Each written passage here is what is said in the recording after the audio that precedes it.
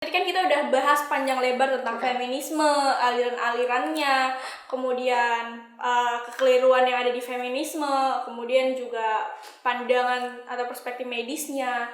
Dan tadi ada sedikit sharing-sharing, bukan sedikit sih, banyak banget sharing-sharing dari Salma juga gitu kan, tentang pandangannya mengenai feminisme, terus tentang perempuan feminisme yang mencintai laki-laki. Lingkar Studi Feminis Tangerang ini bakalan ngadain sekolah literasi feminis batch 2. Bahasnya tentunya tentang literasi feminis, kayak misalnya sejarah feminisme, kemudian kita bahas filsafat, kemudian hak sipol, ekosop, dan lain sebagainya. Pokoknya banyak banget yang bakalan kita bahas dan bakalan kita kulik nanti di sekarang pemateri-pematerinya itu yang sangat kompeten di bidangnya gitu pastinya kan. Pastinya gitu.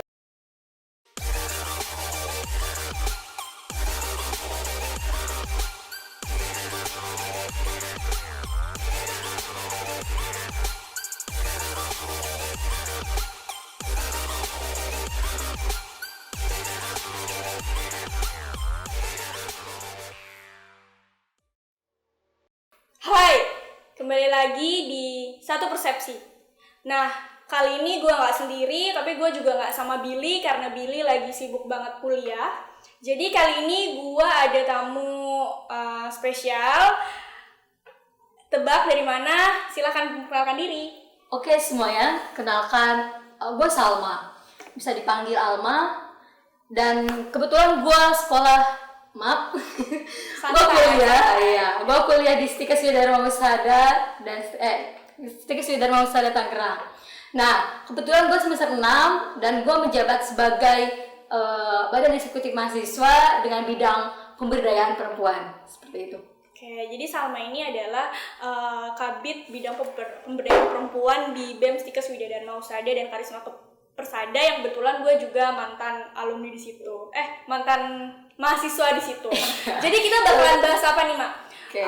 Kita akan bahas sedikit mengenai feminisme.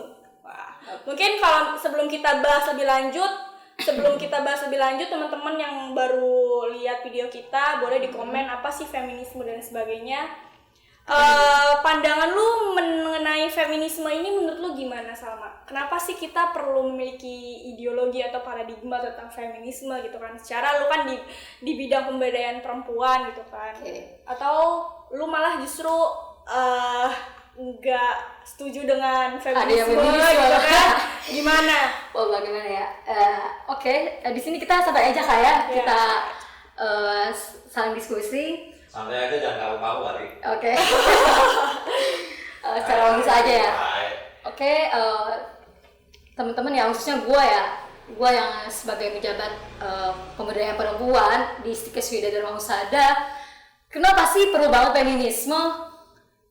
Kita lihat paradigma khususnya di negara kita yaitu Indonesia, yang jauh-jauh dah kita di Tangerang saja masih banyaknya kekeliruan tentang mengenai apa itu feminisme. Sedangkan apabila kita telaah dan ilik feminisme itu sendiri, feminisme itu adalah suatu gerakan yang mana gerakan tersebut untuk mendongkrak keadilan. Maksudnya keadilan di sini tidak kita melebihi laki-laki, tidak seperti itu. Itu menurut persepsi saya sendiri Kak Eva ya. Nah, yang saya rasakan sekarang ini khususnya di Indonesia ini, ketika kita melihat perempuan ingin maju, dalam artian kok susah gitu, dalam bahasa sehari-harinya ya, kok susah. Kenapa? Ya karena adanya masih kentalnya budaya patriarki yang masih melekat di Indonesia itu sendiri. Sedangkan ketika kita menelaah atau menilik lagi tentang feminisme, seharusnya kita bisa lebih menggerolkan tentang keadilan yang mana perempuan itu sendiri bisa juga mendapatkan hak-haknya, seperti itu Kak. Oke, itu dari persepsi saya. Jadi sebenarnya feminisme itu kan muncul karena adanya ketertindasan perempuan gitu kan, dan lahir untuk menjadikan perempuan ini setara. Dalam artian bukan melawan laki-laki, melainkan setara, karena di sini posisi perempuan adalah sama sebagai manusia gitu kan ya. Jadi jadi kayak misalnya ada nanya, kenapa sih lu feminis? Kenapa sih lu menjadi seorang feminis? Yaitu salah satunya mungkin berangkat dari hal-hal tersebut gitu kan. Dan tadi yang Salma bilang bahwasannya tantangan kita satu lagi adalah tantangan kita semua adalah budaya patriarki itu sendiri gitu kan, yang memang masih melekat di Indonesia, di budaya kita gitu kan.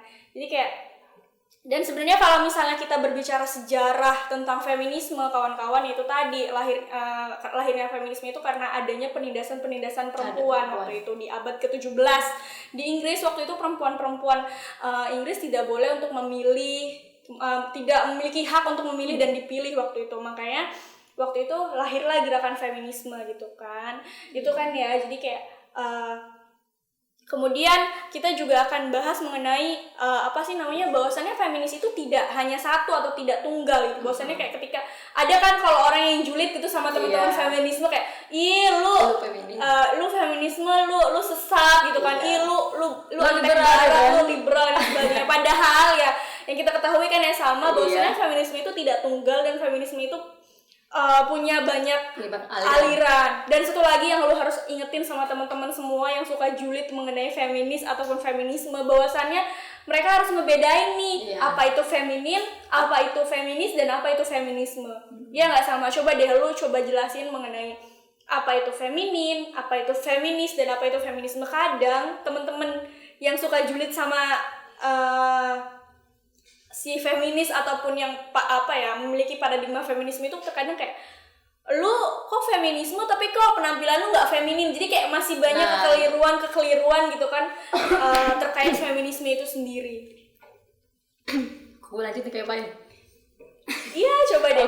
Kita sharing aja sih apa yang udah lu dapetin kayak gitu, kayak misal apa sih bedanya feminin dan feminisme, kemudian dan feminis gitu kan, kayak gitu. Karena banyak kekeliruan kayak misalnya kemarin juga gue sharing sama teman-teman yang memang dia belum paham tentang feminisme. Dia nggak paham kayak, Kak Eva lu feminisme tapi kok lu nggak feminin, tapi kok lu tomboy sih gitu kan, kayak gitu. Jadi kayak lu serem sih gitu. Ya kok lu galak sih, kok lu serem sih gitu kan ya. Jadi kayak padahal lu kan feminis Kak gitu kan. Jadi kayak mereka terbalik gitu. Jadi kayak gimana sama? Sebenarnya kan ya ini sangat menjadi kekeliruan Kak ya, khususnya di kalangan kita sebagai perempuan. Sebenarnya ketika kita berbicara mengenai feminim itu bukan seperti halnya lu feminisme ataupun lu feminis. Feminim itu hanya sebagai sifat dari diri kita. Mungkin kita sebagai feminim karena kita perempuan, dan misalnya nih masaan laki-laki itu namanya maskulin, dan kita feminim. Itu hanya masaan bukan maskulin. Oke, itu hanya di batas sifatnya ya masaan. Sedangkan kita sebagai perempuan, kita feminim. Itu yang membedakan antara feminim dan feminisme. Sedangkan feminisme itu kan sebuah aliran Kak Eva ya. Yang mana aliran tersebut yang tadi sudah dikatakan oleh Kak Eva, aliran feminisme tidak hanya tunggal, banyak aliran feminisme. Mungkin teman-teman bisa searching ya, cari-cari di sini dan milih-milih dengan membaca aliran feminisme tersebut. Kemudian anti feminis itu sendiri, feminis itu kayak gerakan kayak. Iya, feminis itu orang. Iya, orangnya kita sebagai feminis tanpa kita sadari, lu nyadar gak sih? Maaf nih ya, lu nyadar gak sih sebagai perempuan, lu sudah melakukan hal-hal yang feminis yang lu tadi pertanyain. Gue feminisnya di mana? Nah, sebenarnya kita sebagai perempuan sudah melakukan hal-hal tersebut sebagai feminis. Salah satunya apa ya? Ya kita bisa mendapatkan hak yang sama dengan laki-laki, seperti hak berpendidikan, hak berpolitik dan lain sebagainya.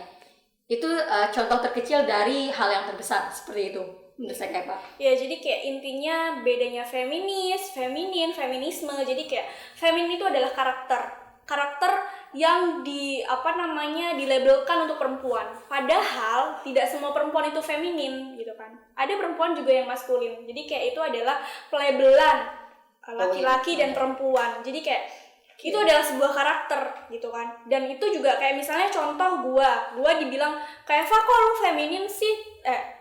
Lu kok feminis tapi kok feminin dan sebagainya." Itu adalah karakter sebenarnya. Kayak misalnya laki-laki feminin ya memang kenapa? Perempuan maskulin emang kenapa? Jadi itu lagi-lagi adalah karakter, bukan harus dibedakan feminis dan feminin gitu kan ya sama. Terus kalau untuk feminis itu adalah orang yang memang dia paham tentang ideologi feminisme atau aliran feminisme gitu kan. Nah itu tadi feminisme itu adalah aliran ideologi yang memang tadi tidak tunggal tersebut gitu kan. Kan nanya dong, boleh nggak? Boleh dong. Kan katanya feminim banyak alirannya ya? Feminisme. Feminisme ada banyak alirannya. Iya. Apa aja sih Kak? Gitu. Kan orang banyak yang menentang ya. Biasanya aliran apa yang ditentang kayak gitu? Jadi sejarah dari aliran itu sendiri yang pertama itu yaitu tadi pada abad ke-17 itu adalah feminisme radikal atau liberal. Jadi itu di gelombang pertama. Karena yang memang isu yang dia gaungkan waktu itu di feminis pertama itu adalah my body is my choice. Jadi kayak lagi-lagi tubuh gua terserah gua aja gitu kan. Gitu karena tidak bisa diperpolitikan atau lain sebagainya kayak gitu. Dan pertama kalinya aksi mereka di gelombang pertama itu adalah dengan perempuan-perempuan itu ya dia tidak pakai baju dan sebagainya gitu kan kayak gitu. Dan itu mungkin menurutku dan di feminisme liberal radikal ini juga dia selain isunya tentang my body is my right itu atau my choice itu, dia juga mengenai hak reproduksi, kemudian juga kebebasan berekspresi gitu kan. Kayak misalnya dia mau memilih menjadi laki-laki atau perempuan itu adalah hak gitu kan. Jadi itu sebenarnya itu di gelombang pertama. Nah di gelombang pertama itu juga selain ada sebenarnya sejarahnya juga banyak perguncangan ya aliran-aliran ini. Jadi kayak banyak para filsuf yang memang atau banyak tokoh-tokoh feminisme barat yang mengatakan bahwa feminisme liberal ini nggak cocok gitu kan. Jadi sebenarnya itu lagi-lagi sejarah, dan lagi-lagi ketika kita mengatakan bahwa kita feminisme, ya gue juga mengatakan gue adalah feminisme. Kalau melihat ditanya alirannya, ya gue menganut semua aliran gitu kan. Kayak gitu. Tapi di aliran itu tuh banyak juga isu-isu yang memang dia gaungkan. Kayak misalnya di radikal dan di liberal itu ada hak reproduksinya. Sebagai orang kesehatan, ya gue akan menganut itu ketika ada hak reproduksi gitu kan. Kayak gitu sih. Jadi ya mungkin teman-teman bisa nanti kalau misalnya pengen tahu lebih lanjut bisa juga follow IG-nya LSF_Tangerang, itu bisa sharing-sharing aja. Itu sih kalau untuk lebih jelasnya ya. Kalau mengenai sejarah ya pasti akan lama banget kita bahas ini gitu kan, dan itu nggak cukup di video gitu kan. Oke, mungkin berhenti sebentar ya Kak? Iya. Ada waktu buat Kak dulu. Oke. Oh, ada. Kenapa Masaan? Oke, baik lagi ya Mas. Jadi tadi kita udah bahas sedikit tentang aliran-aliran dari pertanyaannya Mas Aan. Jadi tadi aliran feminisme itu ada 3 gelombang. Gelombang pertama, gelombang kedua, dan gelombang ketiga. Di gelombang pertama itu yang tadi gue udah bahas tentang liberal. Kemudian setelah ada liberal ada radikal. Kemudian ada marxis, sosialis gitu kan. Kemudian di gelombang ketiga dan gelombang kedua dan gelombang ketiga itu ada ekofeminis. Pokoknya ada berbagai aliran yang memang sesuai dengan isu-isu yang pada masanya waktu itu, karena memang setiap tahunnya isu-isu perempuan itu semakin bertambah. Kemudian untuk isu-isu yang diangkat pun gitu kan, menurut gue sendiri ya semuanya bermanfaat gitu. Dan intinya dia tidak mendiskriminasikan perempuan gitu. Dan kalau misalnya kita untuk kayak aliran-aliran, pilihan-pilihan aliran itu menurut gue sendiri sih kayak itu kembali lagi kepada pribadi orang tersebut, hak individu untuk gue aliran mana, lu aliran mana dan sebagainya gitu kan. Jadi toh yang perlu dipahami aja gitu, dan perlu digarisbawahi bahwa feminisme itu tidak hanya satu aliran gitu. Kalau misalnya teman-teman masih menganggap bahwa feminisme itu istilah kata anti-Islam atau apa, itu mungkin teman-teman bisa baca kembali tentang feminisme itu sendiri. Kayak gitu sih kalau gue menyarankannya seperti itu. Ya nggak sih Salma? Betul sekali teman-teman. Kemudian juga selain tadi tentang aliran, udah terjawab ya Mas Aan atau gimana? Atau masih ada pertanyaan Mas Aan? Udah ya? Jadi kayak kemudian tadi juga sedikit aliran-aliran itu kita juga akan bahas juga mengenai pemahaman keliru tentang feminisme. Jadi masih banyak di luar sana selain tadi bahwa feminisme itu adalah feminisme itu adalah orang-orang feminis itu adalah antek barat lah gitu kan, sesat lah, radikal lah, musyrik dan lain sebagainya gitu kan. Gila lu, sampai gue sedikit cerita, gue pernah di DM sama salah satu kawan gue bahwa gue cuma pengen ngingetin lu, ya takutnya lu begitulah musik dan sebagainya gitu. Oke, lu kurang baca atau lu mainnya kurang malam, kata gue gitu kan. Jadi betul sekali. Nah, yang lu dapetin dari kekeliruan feminisme di luar sana itu apa aja sih, Salma? Selain tadi bahwa feminisme itu adalah katanya sesat dan sebagainya. Nah, tanggapan gue nih kayak tanggapan perempuan-perempuan di luar sana, khususnya dari lingkungan gue sendiri, menganggap bahwa feminisme itu adalah suatu kayak kuncingan besar dari perempuan itu sendiri. Padahal ketika kita melihat dan harusnya kita membaca tentang feminisme tersebut yang tadi telah dijelaskan oleh Kak Epa, yang mana bahwasanya yang menjadi kekeliruan dari pemikiran tentang feminisme itu banyak perempuan yang berpikir bahwa tidak mengetahui contoh kecil yaitu ranah domestik dan publik itu Kak Epa. Sehingga ketika perempuan tidak mengetahui itu, pemikiran perempuan hanya dominan saja. Ya udah, gue sebagai marginalis, gue nomor 2, udahlah laki-laki dulu baru gue. Sebenarnya ketika kita memahami hal domestik dan publik itu, kita akan tahu di mana peran dan fungsi perempuan yang seharusnya, maksudnya yang kita pun bisa untuk melakukan hal itu. Contohnya di ranah domestik saja, yaitu perempuan hanya mengetahui di ranah domestik, tidak mengetahui di ranah publik. Ini yang menjadi bahan kekeliruan khususnya di lingkungan saya sendiri kayak Pak. Yang mana kata perempuan, ya udah, gue sesapu, gue ngepel, gue cuci piring, gue beres, ya udah. Yang cari kerja laki-laki, yang jadi pemimpin laki-laki, dan yang lebih unggul hanyalah laki-laki. Sebenarnya kan itu hanya sebuah yang sangat bahkan amat kekeliruan ya. Pemikiran yang harus disingkirkan dari perempuan itu sendiri, itu ya harus dihapus dari pemikiran perempuan, khususnya kita sebagai perempuan. Nah, bagaimana dengan ranah publik? Yaitu ya kita bisa terjun ke ranah publik dengan membuktikan kita pun berhak bisa mendapatkan hak-hak yang mana sewajarnya untuk kita dapatkan. Salah satunya, kata siapa perempuan tidak bisa menjadi pemimpin? Itu salah satu pernyataan yang yang sangat salah ya menurut saya, karena ketika laki-laki menjadi pemimpin, ya perempuan kenapa tidak lu untuk menjadi pemimpin gitu. Ketika sekarang pun banyak kan kita lihat di ranah parlemen, banyak perempuan yang sudah terjun ke ranah politik. Bener gak Kak Epa? Mungkin dari pemikiran Kak Epa, bagaimana ketika melihat isu-isu seperti itu, meluruskan hal seperti itu, mungkin tanggapan Kak Epa, harusnya kita sebagai perempuan bagaimana sih ketika memikir hal-hal seperti itu? Kan itu sebuah kekeliruan ya dalam ranah feminis itu sendiri gitu. Jadi sebenarnya gue tadi tanya mengenai kekeliruan di aliran feminisme sih. Jadi kayak kalau tadi yang lu jawab sih itu lebih kayak kesadaran ya. Lagi kesadaran si perempuan itu sendiri, bagaimana caranya dia tuh untuk menyadari bahwa dirinya itu adalah memiliki hak yang sama gitu kan. Nah, kalau tadi yang mau jadi pertanyaan gua gitu adalah kekeliruan orang-orang di luar sana tuh keliru tentang pandangan feminisme itu apa sih, kayak kan? Nah, itu juga cukup bermanfaat, dan maksudnya itu juga salah satu informasi gitu kan, bahwasannya hari ini perempuan-perempuan justru malah kurang sadar juga. Masih banyak perempuan-perempuan yang memang kurang sadar bahwa mereka itu punya hak yang sama gitu kan. Mau itu di ranah domestik maupun itu di ranah publik gitu kan. Nah, sebelum gue jawab pertanyaannya Salma tadi, gue juga gue akan coba jawab juga pertanyaan gue yang mengenai kekeliruan atau pandangan-pandangan tentang feminis gitu kan.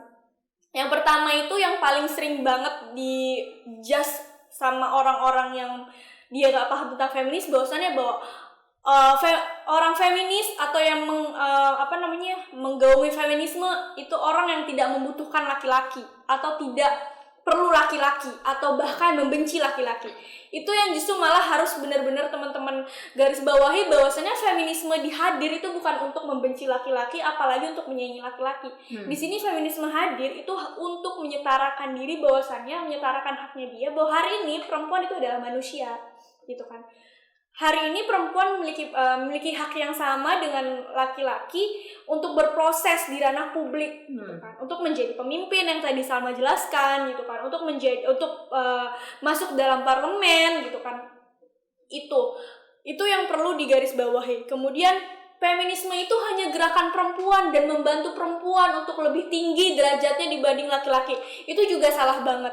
Karena kenapa? Feminisme itu juga mempelajari yang mengenai namanya toxic maskulin dan toxic feminin.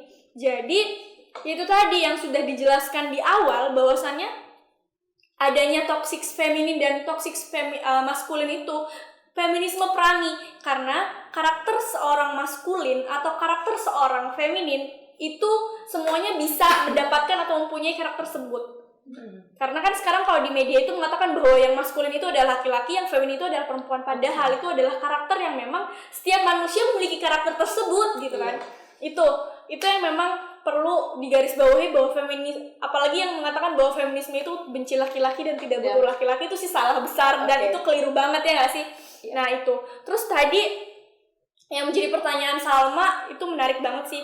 Kenapa hari ini perempuan-perempuan di luar sana tuh masih kayak belum sadar bahwasannya ya hari ini ya lu bisa berproses lebih lebih unggul gitu kan, atau lebih selain di tanah domestik gitu kan, kayak ya udahlah gue nyapu aja gitu kan, atau misalnya ya udahlah gue gak usah kuliah tinggi-tinggi, sekolah tinggi-tinggi, toh nanti bakalan di sumur, kasur, dapur. Padahal secara tidak langsung ketika dia sudah kuliah, itu dia juga salah satu bentuk mengimplementasikan feminisme gitu kan. Karena lagi-lagi kita kan memerangi patriarki yang dulunya bahwasannya perempuan itu tidak boleh sekolah tinggi gitu kan dan lain sebagainya. Itu sih, dan caranya untuk menghadapi itu ya kita coba diskusi pelan-pelan sih ya. Kita diskusi pelan-pelan karena ini banyak banget ditemui sih di wilayah gue juga gitu kan. Dan itu menurut gue itu bukan toksik sih. Ketika kita memang mampu untuk memerangi perempuan tersebut, lalu dalam artian menyadarkan bahwa hari ini lu tuh manusia dan lu tuh punya hak yang sama gitu kan. Itu sih, jadi kayak ya dengan cara-cara kita berdiskusi, ngobrol kayak gitu aja sih. Mungkin evaluasinya seperti itu ya. Iya. Karena kan masih banyak isu lagi nih Kak mengenai katanya ketika dicintai perempuan feminis, laki-laki gue gak mau dicintai perempuan feminis katanya. Karena gitu. Ya udah, karena ketika mereka berpikir dicintai perempuan feminis, pasti dia bakal menuntut hak-haknya dan dia bakal lebih dari hak yang seharusnya gue milikin. Nah, menurut gue nih Kak ya, ketika ada isu seperti itu mungkin nanti Kak Eva bisa menambahkan bagaimana ketika dicintai perempuan-perempuan yang feminis nih Kak. Menurut gue sih, gue pernah baca di bukunya Kalis Mardiasih yang mana ketika harusnya kalian bersyukur ya Kak, maksudnya ketika kalian dicintai oleh perempuan feminis, yaitu kita mencintai bukan karena rasa tunduk ataupun ketakutan, tapi kita mencintai karena sakinah, yaitu dengan rasa nyaman dan mawadah dengan kasih sayang. Kita tidak mencintai kalian laki-laki bukan karena ya wujud kalian sebagai laki-laki ini, tapi ya kalian sebagai laki-laki yang mana akhlaknya ya patut untuk kami hormati. Seperti itu sih menurut saya dari segi ketika perempuan feminis mencintai laki-laki seperti itu. Mungkin Kak Eva bisa menambahkan. Jadi ada hal yang terbaik sebenarnya ketika feminisme mencintai seorang laki-laki, ini agak ini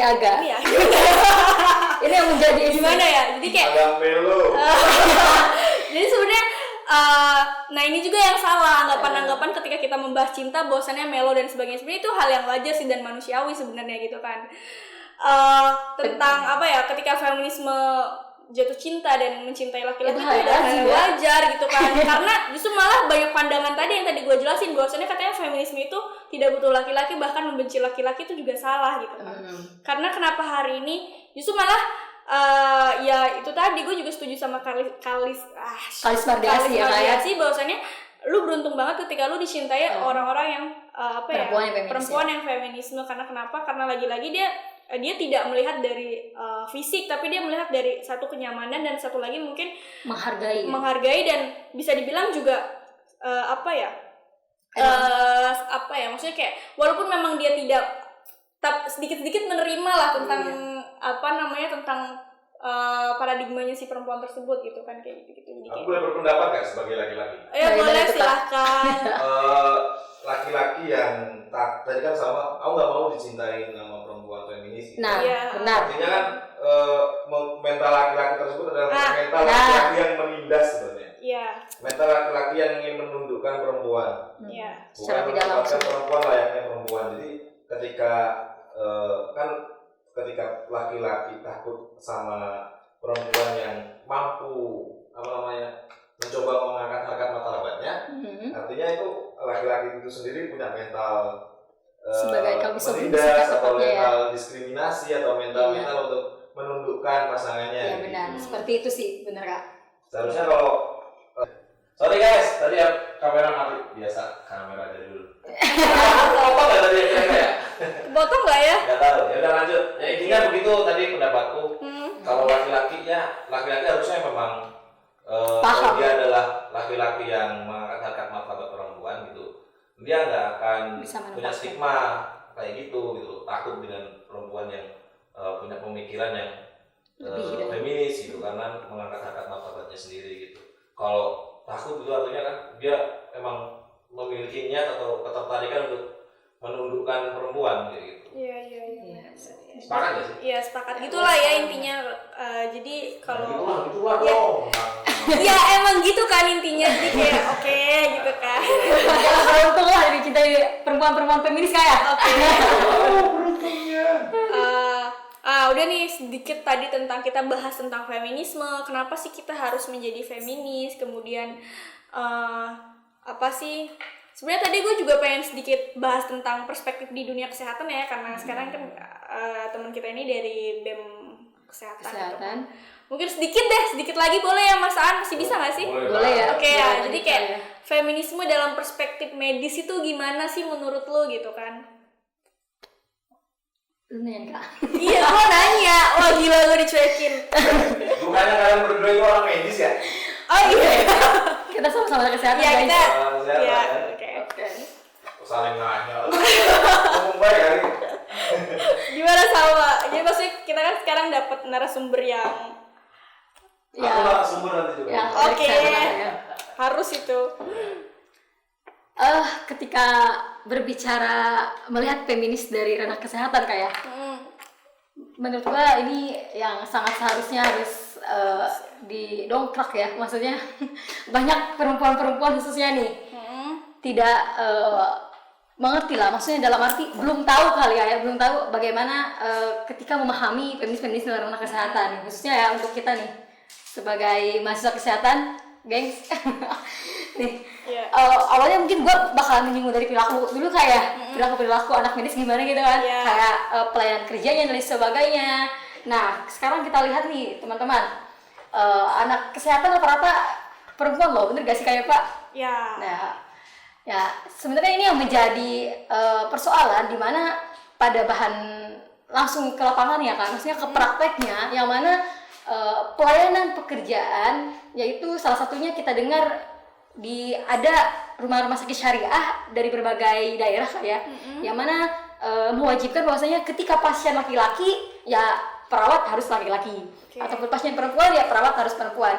Nah itu sudah sangat menyinggung ya kita sebagai feminis sudah sangat menyinggung dalam artian gender gitu kayak yang mana mengedepankan laki-laki dan menomorduakan perempuan. Nah harusnya ketika kita sebagai tenaga medis harus bisa menyelesaikan persoalan itu dengan apa? Nah, bagaimana apabila ada kasus seorang pasien perempuan kemudian tidak ada perawat perempuan. Nah, ini bagaimana nih ketika di rumah sakit syariah? Apakah perawat laki-laki harus menunggu perawat perempuan? Harus bagaimana? Saya bisa langsung bertanya langsung kepada Kaipa sebagai lulusan kebidanan D3 ya. Mungkin Kaipa bisa menyinggung sedikit. Oke guys, Gimana Mas An, masih aman loh Bet ya? Oke lanjut lah ya. Oke lanjut, jadi itu tadi itu tentang perspektif di medis juga. Sebenarnya feminisme ini bukan hanya di bidang medis yang dibutuhkan, tapi menurut gua sih semua bidang itu membutuhkan feminisme gitu kan. Di bidang medis gua singgung sedikit yaitu tentang kayak isu PJM, kemudian KS, kemudian hak reproduksi. Itu kan berangkat dari feminisme liberal dan radikal tentang hak reproduksi sebenarnya. Kayak gitu.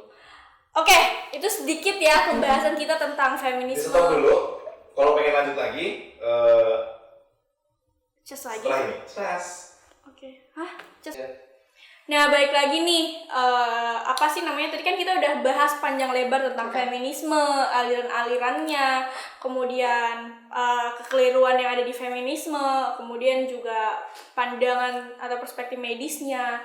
Dan tadi ada sedikit sharing-sharing, bukan sedikit sih, banyak banget sharing-sharing dari Salma juga gitu kan, tentang pandangannya mengenai feminisme, terus tentang perempuan feminisme yang mencintai laki-laki gitu kan. Nah, itu banyak banget, tapi tapi itu nggak cukup dengan teman-teman tuh cuma dengerin kita ngoceh gitu kan, dengerin kita mengenai feminisme gitu kan.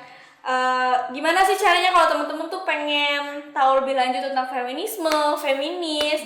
Nah, kebetulan Lingkar Studi Feminis Tangerang ini bakalan ngadain sekolah literasi feminis batch 2. Jadi sebelumnya udah terlaksana di batch 1.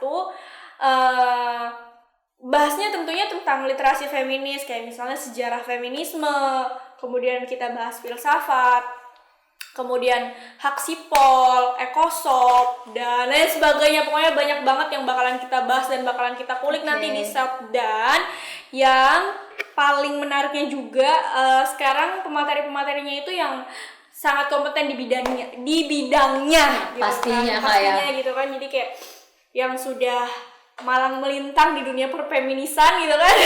Kita akan undang di SELF kali ini. Jadi kapan pelaksanaannya, Salma?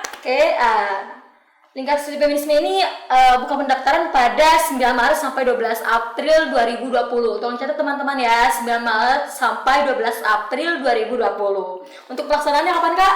Pelaksanaannya itu di tanggal 16 sampai 19 April 2020 di Villa Puspitek Tangsel.